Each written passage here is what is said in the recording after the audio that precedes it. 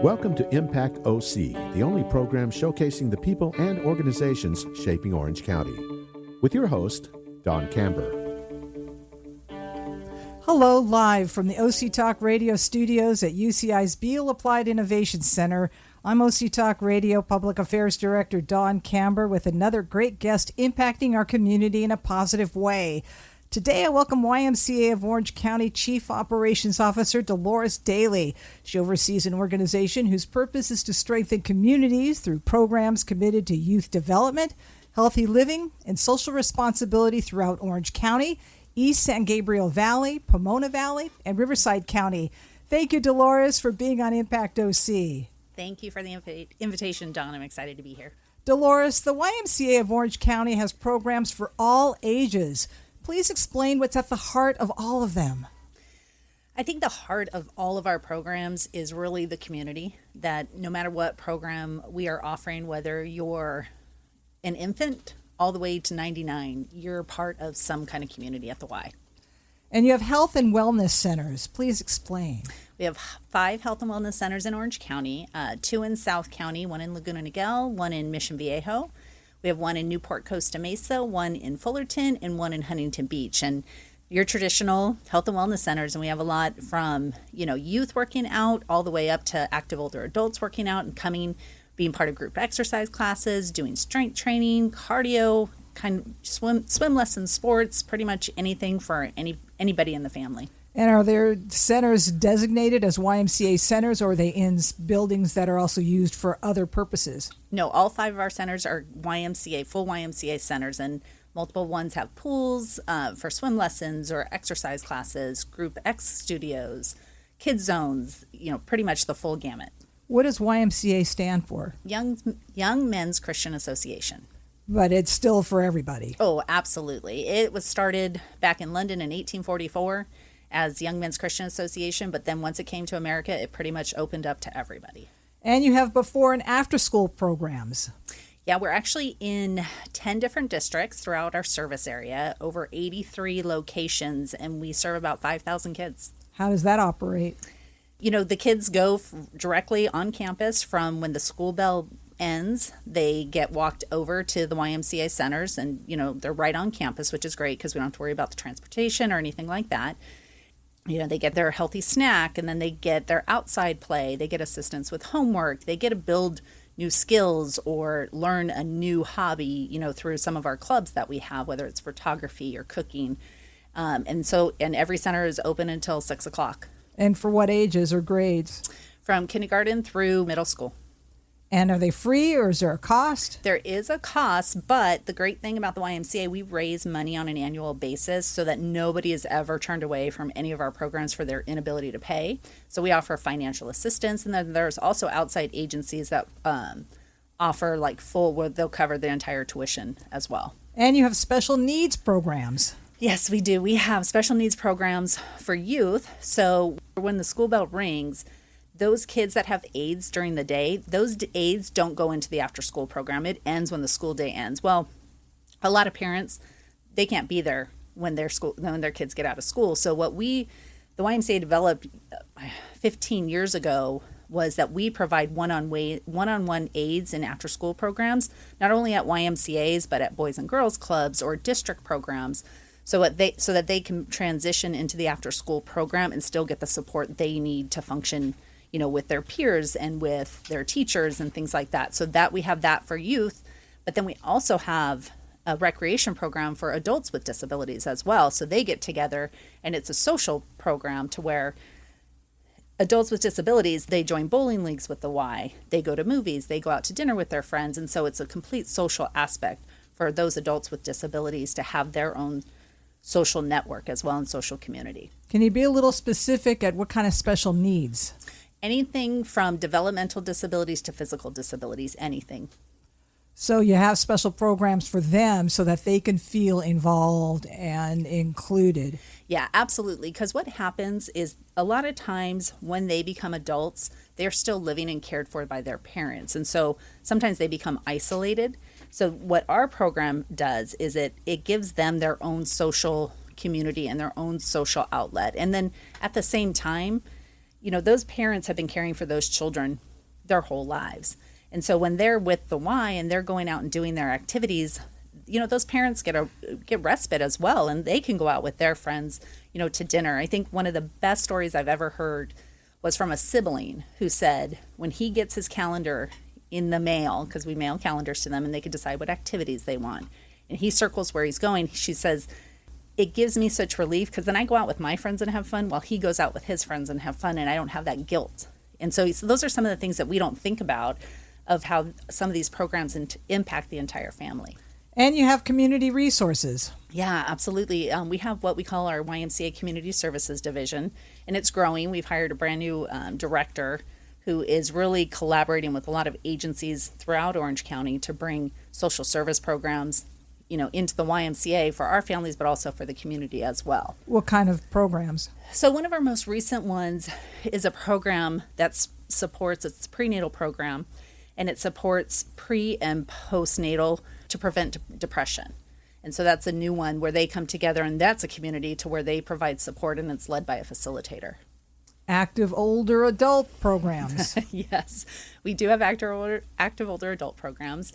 And a lot of those are through our health and wellness centers, and a lot of those where they meet through an active older adult class. And so then they become, friends, and they get together, and they, in Laguna Niguel, they go to their active older adult class, and then they go out and they do a book club out in the patio and those types of things. So we're just, again, creating community within those small groups. I was thinking with active older adults, you might partner with senior centers, or do you?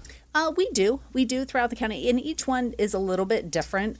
We love partnering with different organizations and different agencies. Like we have some Group X instructors that go out to senior centers and will provide classes there instead of everyone always having to come to the YMCA. Kids Zone. Kids Zone is at each of our centers so that kids have a place to be while their parents are working out, whether it's, their Group X class at this time or they're just going in for cardio or weightlifting or anything like that. It's a specific area for the kids to be in. We provide curriculum, we provide activities, we provide date nights for parents where if they want to drop them off and go for a date one night, we have those opportunities as well. So instead of hiring a babysitter, the kids are like, oh boy, we get to go and have fun while mom and dad are going out on a date. Yeah. Family Guides. That's Adventure Guides. And so that program was developed years ago, and it's basically an opportunity for dads to spend time with their kids in a very deliberate way. So they get together in groups and communities of other dads and other kids similar ages, do activities. They'll go camping. They'll go, on a field trip or do some type of activity in someone's home. But it's really just, again, to create that sense of community so that those dads feel supported and are interacting with other dads and learning and, hey, I have this problem with my child, or hey, I'm experiencing this. And, and they're able to kind of discuss that and just provide support for one another. And then the kids are spending quality time with their dads. So it's either boy, girl. It doesn't have to be father and son or No, we have father and son, father and daughter. We have family guides, which it could be any parent with their child. And so we have it pretty much for anybody. And are they connected to one of the YMCA centers, or is it not necessarily? It's it's not connected to a center. They're kind of in their specific area because we have those throughout Orange County. Adult sports. We have adult sports, we have youth sports, and those are just traditional. We have soccer leagues, basketball leagues throughout all of the centers and things like that. And it varies from location to location what they offer. Virtual YMCA. Yeah, if you go on our website, this actually started when COVID hit. A lot of the people were, at home and they missed their instructor. And so they wanted to hey, can we get, our instructor to do a video and things like that. And so that's all on our website where you go onto our website and do an active older adult class. You can do a family fitness class. You can do, a ton of different things. And so we have that accessible to the public that you could just go on and take a look at any of those videos. And where is it based from? All over the place. So we have we get it from different formats. Some are our own instructors. Others are, from what we call Les Mills, and that's a different format, or an active older adult format and things like that. So it's pretty much all over the place. So it's not necessarily YMCA of Orange County. It could be. It is, but we bring in other aspects as well. Your camps. Our camps. We have a resident camp up right near Wrightwood. It's called Camp Elk. And so that's the traditional. YMCA has run resident camp since the very beginning. And that's basically getting young adults, kids away so that they can start developing, who they are as an individual. Because, when you're with your parents 24/7, you're molded and guided by them, which is great. But then at some point, you get to make that determination. So when you're up there for a week, you determine when you're going to take a shower. You determine when you're going to do this, and you start really developing those independent skills. And so that's a huge thing with resident camp. Funding, we do one major fundraiser a year. That's what we call our annual campaign, which is actually going to kick off in February. And those are basically our members, supporters of the YMCA throughout Orange County, throughout Riverside County, LA County, where they donate and they can pledge. And our goal is to raise $1 million this year. And 100% of the funding that we raise goes back to our financial assistance, so that families that can't afford the normal fees, all of that, we can give them that support and stuff. So 100% of the funds we raise goes right back into the community. About how many people are involved with the YMCA? We have about, like I said, 5,000 kids in the after-school program, and we have about 18,000 members as part of our facilities. 18,000 members. Mm-hmm. You must have some special staff. Why don't you start explaining them? Well, that is what makes the YMCA so special, is the staff. They are just phenomenal. They care. They truly, when you walk into a facility, and this is what we hear on our surveys and what we hear from our members and our parents, is it feels like family.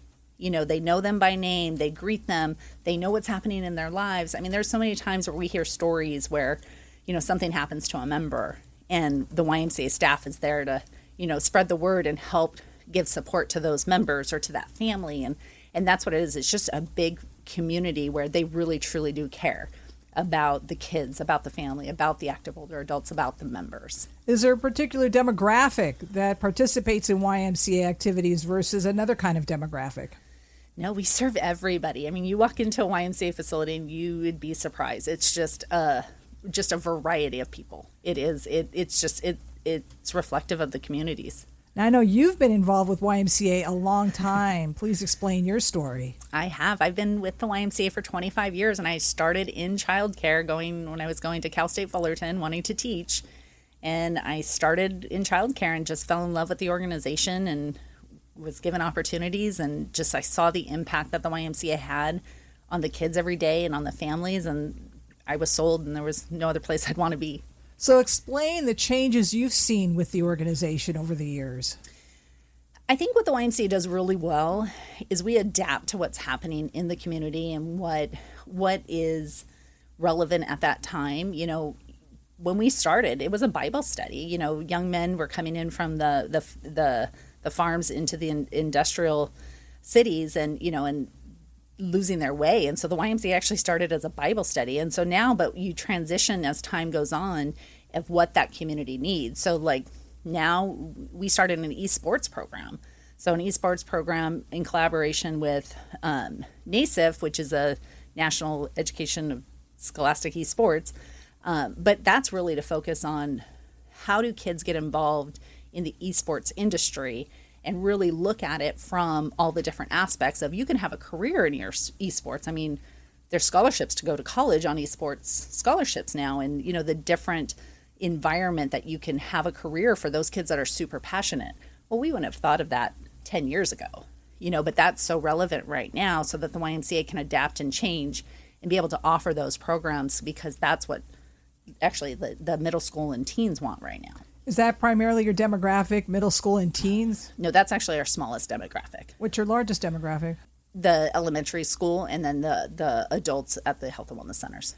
And you have a lot of volunteers. And explain what they do. Actually, our whole Adventure Guides program is made up of volunteers.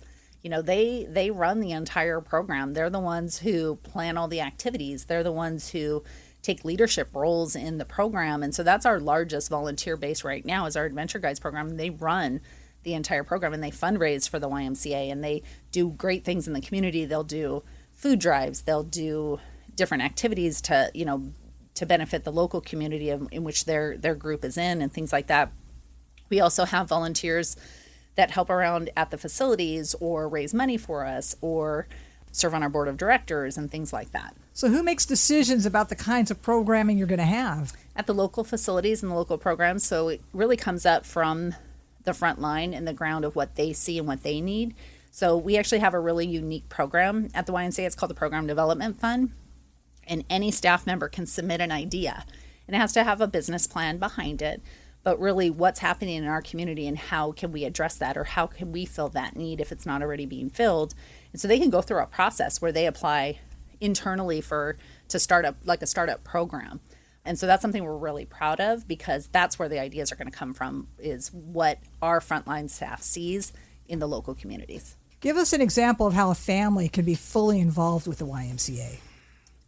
So a family can be fully involved. Their child can go to the after school program, the child and the dad can participate in the adventure guides program, and then the entire family can go to a health and wellness center and have an activity, to get healthy and to, do something together as a family as well in a positive way. What are some of the health programs at the center? Oh, we have anything, like I said, from group exercise classes. We have personal trainers. We're rolling out, hopefully soon, a nutrition program that's going to be a part of the YMCA as well. We have family fun nights. We do, for example, during the holidays, we do movie nights, or we'll do trunk or treats and things like that, where we involve the entire family and they come for those types of activities. What are the biggest needs for families? The biggest need for families, I think, what we see is just basic support. In terms of, and we hear it all the time, parents are coming in from after work and, had a long day at work, and, what they really want is, hey, your kid had a great day today. They did this and they did that. And, and that's what we really try to feed the families with, is that support and that positivity of, your kid had a great time while you still had to work. They learned a new skill, and when they leave, a lot of times when parents come, the kids aren't ready to leave. They're like, no, come back later. And the parents love that. And so that's just feeding into that family and that community of, they have that support and they have that positivity. Do you see generations involved with the YMCA, much like you? Oh yeah, absolutely. Yeah. And and it's funny nowadays, we see, we can see grandparents actually taking care of their elementary grandkids and things like that. We see it, we pretty much, because we serve so many in the community, we pretty much see everything. Thank you, YMCA of Orange County Chief Operations Officer Dolores Daly, for being on Impact OC. And I thank everyone for tuning in. I'm OC Talk Radio Public Affairs Director Dawn Camber. Have an impactful day.